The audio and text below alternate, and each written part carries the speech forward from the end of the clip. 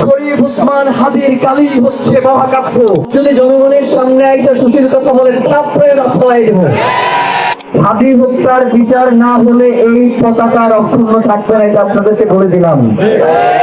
হাদি কি তার নিজ স্বার্থ হাসিলের জন্য খুন হয়েছে? তিনি বলেছেন সীমান্তে যদি একটা লাশ ঝুলে থাকে, তাহলে পার্শ্ববর্তী দেশের 3টা লাশ সীমান্তে ঝুলে থাকতে হবে।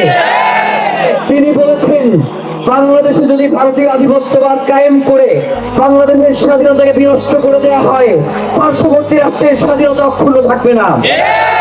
আমরা আপনাদের কথা ততক্ষণ পর্যন্তই শুনবো যতক্ষণ পর্যন্ত আমাদের কাছে মনে হবে যে আপনারা আসলেই শহীদ ওসমান হাদির হত্যার বিচার করতে চান। কিন্তু আমরা দেখেছি আপনাদের এখন পর্যন্ত শহীদ ওসমান হাদির হত্যার খুনের ব্যাপারে, শহীদ ওসমান হাদির হত্যার ব্যাপারে কার্যকরী পদক্ষেপ আপনারা গ্রহণ করতে পারেন নাই। এরপর যদি জনগণের সামনে আইসা সুশীল কথা বলেন, তারপরে রাস্তায় দেব। কোনোভাবেই সুশীলতা চলবে না। এই সুশীল সুয়ার গুলো বাংলাদেশের স্বাধীনতা সার্বভৌমত্বকে দিল্লির কাছে বর্গা দিয়ে দেয়। আমাদের কোনো আপোষ নাই। এই সুশীলরা এই শাহবাগে দীর্ঘ 1 মাস ভোট কায়েম করে মজলুম নেতাদেরকে হত্যা করেছে। এই সুশীলদের সাথে আমাদের কোনো সুশীলতা চলবে না। এই সুশীলদেরকে মুহুর দিয়ে শান্ত করতে হবে।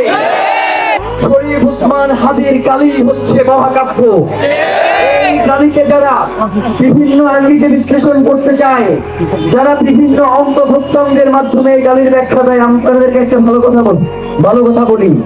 এই সুশীলদের পুরনো ব্যাকগ্রাউন্ড ফেসবুকে আপনারা চেক করবেন, দেখবেন ওর বাপ বঙ্গবন্ধু, ওর মা হাসিনা।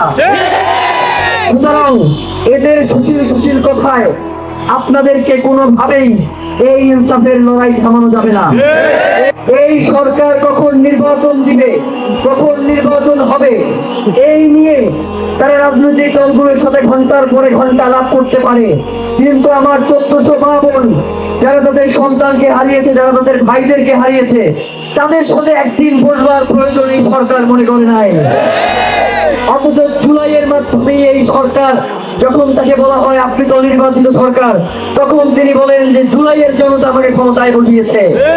সেই জনতা আপনাকে ক্ষমতায় বসিয়েছে, সেই জনতাকে যদি আপনি স্বীকার না করেন, সেই জনতার কোনো দায় নাই আপনাকে ক্ষমতায় টিকিয়ে রাখার।